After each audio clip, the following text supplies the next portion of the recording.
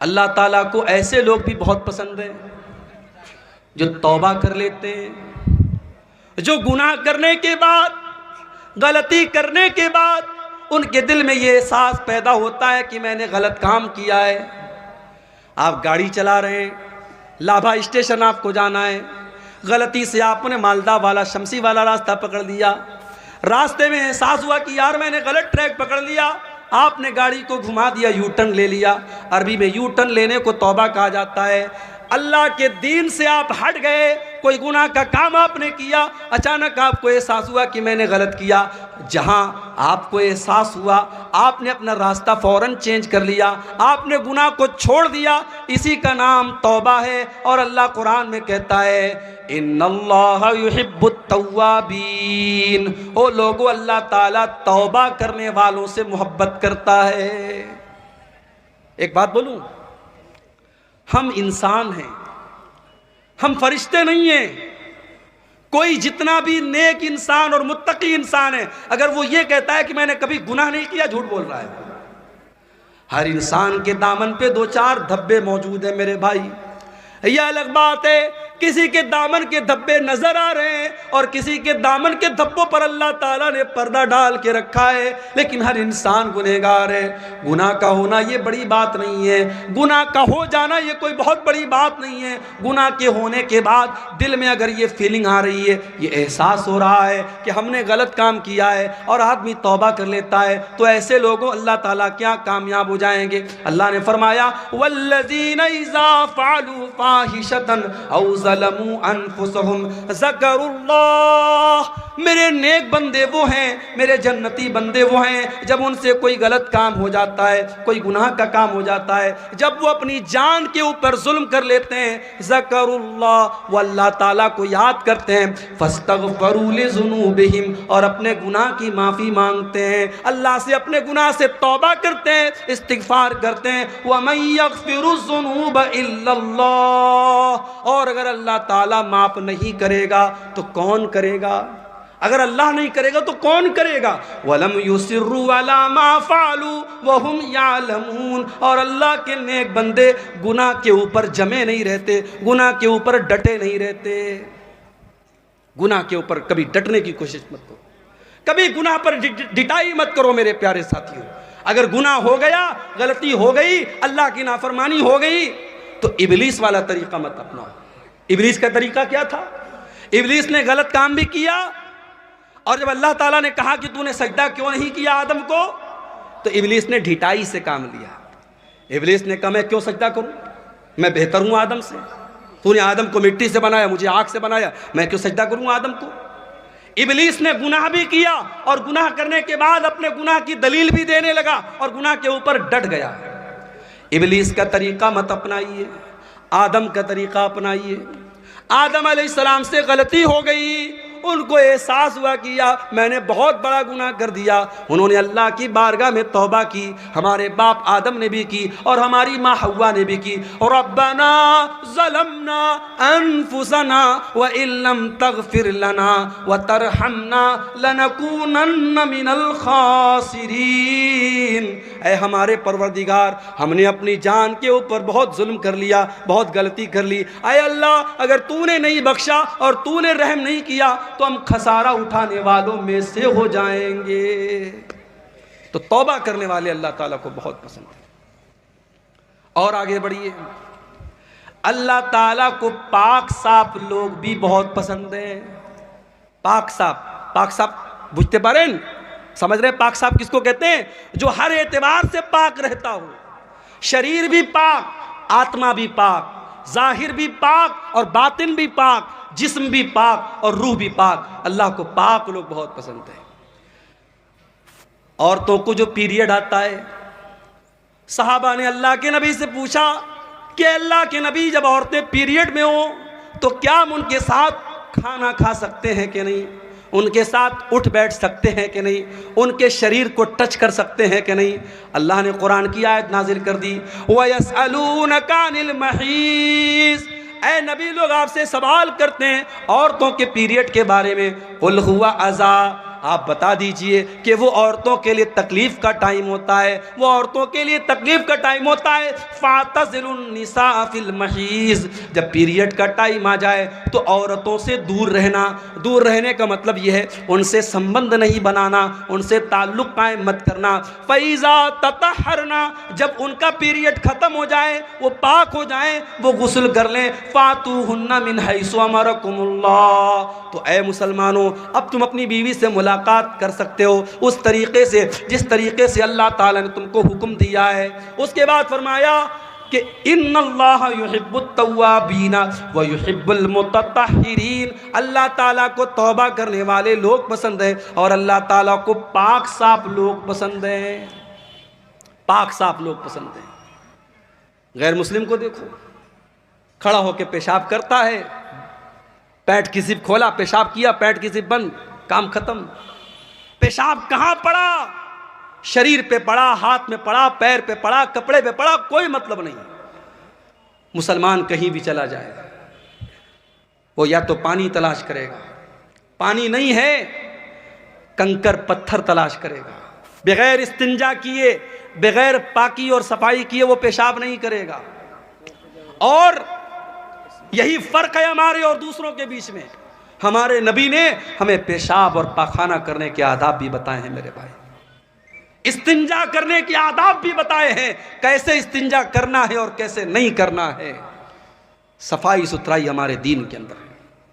جمعہ کے دن تو غسل کرنا واجب ہے، ضروری ہے، کمپلسری ہے۔ اکثر علماء کہتے ہیں حدیث کے جو الفاظ ہیں کہ جمعہ کے دن غسل کرنا واجب ہے، اس لیے بلا کسی مجبوری کے اور بلا کسی بیماری کے جمعہ کے دن گنجائش نہیں ہے۔ جمعہ کے دن تو ہر حال میں آپ کو غسل کرنا ہے۔ ناپاک ہو گئے آپ، بیوی سے ملاقات آپ نے کر لی، اب شریعت کہہ رہی ہے آپ قرآن نہیں چھو سکتے، آپ نماز نہیں پڑھ سکتے، پہلے جا کر کے غسل کیجئے، پاکی حاصل کیجئے، اس کے بعد آپ نماز پڑھیے۔ میرے پیارے ساتھیوں، ہمارے دین سے زیادہ پاکی صفائی آپ کو کہاں ملے گی؟ ہمارے دین میں سب سے اہم عبادت نماز ہے اور نماز کے لیے پاکی کا ہونا ضروری ہے۔ اگر پانی کے ذریعے پاکی ہو رہی ہے بہت اچھی بات ہے، اگر پانی اویلیبل نہیں ہے، اگر پانی نہیں مل رہا ہے، اللہ تعالیٰ قرآن میں کہتا ہے فَتَيَمَّمُوا صَعِيدًا طَيِّبًا، اگر پانی نہیں مل رہا ہے یا تم بیمار ہو گئے ہو اور پانی کا استعمال کرنے سے اور زیادہ بیمار ہونے کا ڈر ہے تو تم تیمم کر لیا کرو، پاک مٹی کے ذریعے پاکی حاصل کر لیا کرو۔ تو اسلام کے اندر پاکی کی بڑی اہمیت ہے۔ کپڑا بھی پاک ہونا چاہیے، نماز آپ پڑھ رہے ہیں وہ جگہ بھی پاک ہونی چاہیے، اور سب سے بڑھ کر جسم کو جتنا بھی پاک کر لیا، اگر اندر سے انسان گندا ہے، مشرک ہے اور اندر سے نجس اور ناپاک ہے تو وہ جتنا بھی صابن سے اور شیمپو سے نہا لے کوئی مطلب نہیں اس کا۔ اسی لیے قرآن کہتا ہے انما المشرکون نجس، مشرک لوگ ناپاک ہیں، فلا یقربوا المسجد الحرام، جو مشرک ہے وہ ہماری مسجد کے قریب نہ آئے، وہ خانہ کعبہ کے قریب نہ آئے۔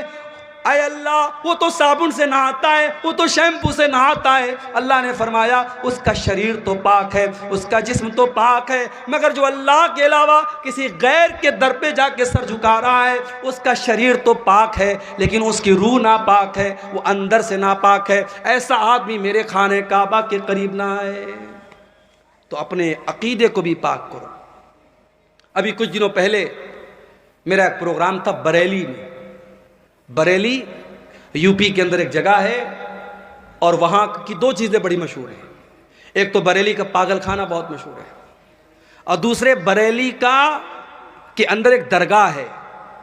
ایک بریلوی عالم تھے، ان کا نام تھا مولانا احمد رضا خان بریلوی، تو ان کی قبر ہے وہاں پہ، ان کو اعلیٰ حضرت کہا جاتا ہے۔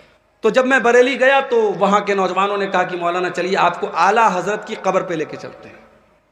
میں نے کہا چلو دیکھتے ہیں، میں بھی تھوڑا سا اس طریقے کی جگہوں پر جا کے چیک کرتا ہوں کیا کیا ہو رہا ہے۔ گیا میں، ابھی اعلیٰ حضرت کی قبر بہت دور ہے، دور سے ہی جہاں سڑک شروع ہو رہی ہے راستے میں لکھا ہوا ہے راہ اعلیٰ حضرت، یہ اعلیٰ حضرت کا راستہ ہے، یہ اعلیٰ حضرت کی درگاہ پہ جانے والا راستہ ہے۔ بہرحال میں گیا اندر، جیسے جیسے میں اندر جا رہا ہوں چادر کی دکانیں، پھول مالا کی دکانیں، ٹوپی کی دکان، گھڑی بھی مل رہی ہے تو گھڑی کے اوپر اعلیٰ حضرت کا نشان بنا ہوا ہے، کیلنڈر مل رہا ہے، کیلنڈر پر اعلیٰ حضرت کا نشان، ٹوپی مل رہی، ٹوپی پر اعلیٰ حضرت کا نشان۔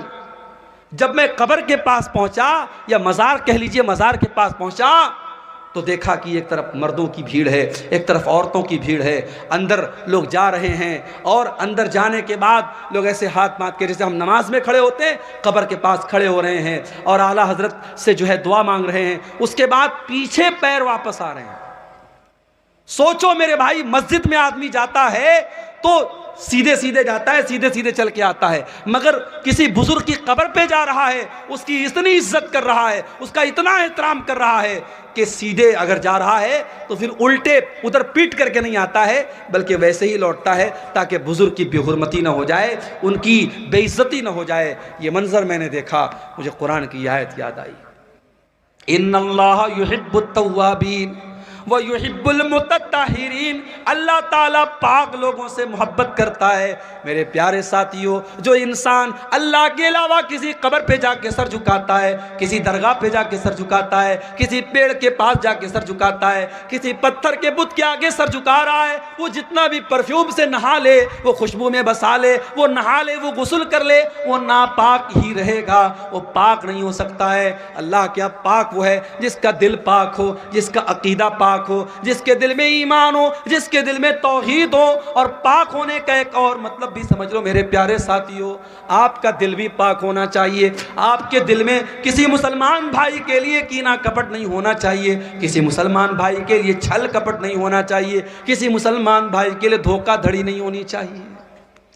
اللہ کے نبی کے ایک صحابی ہیں، ایک مرتبہ اللہ کے نبی صحابہ کے ساتھ بیٹھے ہوئے تھے، اچانک آپ نے صحابہ سے کہا، اس دروازے سے ایک ایسا انسان آنے والا ہے جو جنت میں جائے گا، ایک جنتی آنے والا ہے۔ صحابہ نے اپنی نظریں دروازے کی طرف ٹکا دی، دیکھے کون آ رہا ہے۔ صحابہ نے دیکھا کہ ایک انصاری صحابی وضو کر کے چلے آ رہے ہیں، اور داڑھی سے وضو کا پانی ٹپک رہا ہے، اور ہاتھوں میں جوتا چپل لے کے چلے آ رہے ہیں۔ صحابہ نے سوچا چلو ہوگی ان کے اندر کوئی خاص بات۔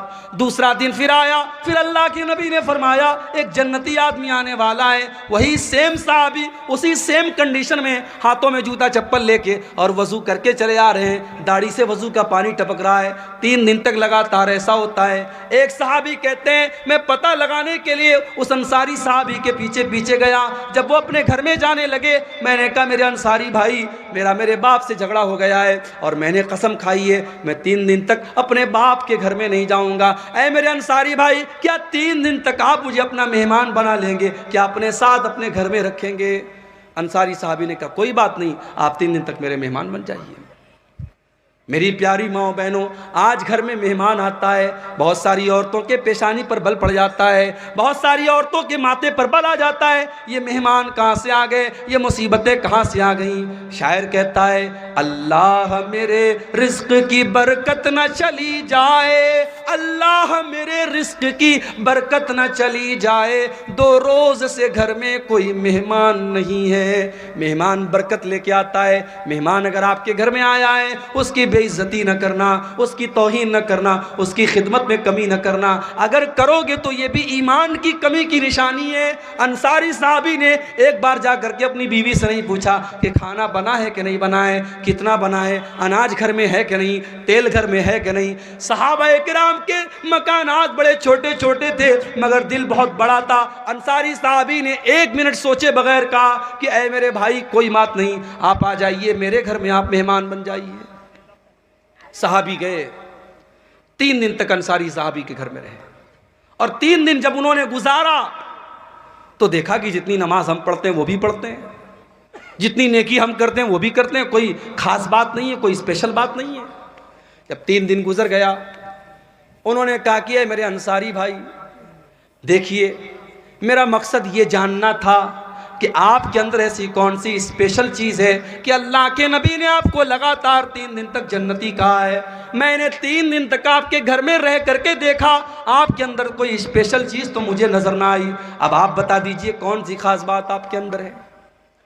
انصاری صاحبی نے کہا دیکھو میرے بھائی، میرے اندر ایسی کوئی خاص بات نہیں ہے، جو ہے وہ تم نے دیکھ لیا، لیکن ایک چیز میرے اندر ہے، لا اجد فی قلبی غشا لأحد من المسلمین، میں اپنے دل میں کسی مسلمان کے ساتھ فراڈ نہیں رکھتا، اپنے دل میں کسی مسلمان کے لیے کینہ نہیں رکھتا، کسی مسلمان کے لیے چھل کپٹ نہیں رکھتا، ولا احسد احدا علی نعمت، اور اگر میرے کسی مسلمان بھائی کو اللہ تعالیٰ نے کسی نعمت سے نوازا ہے، پیسہ دے دیا، دولت دے دیا، عزت دے دیا، شہرت دے دیا، میں کسی مسلمان سے حسد نہیں کرتا۔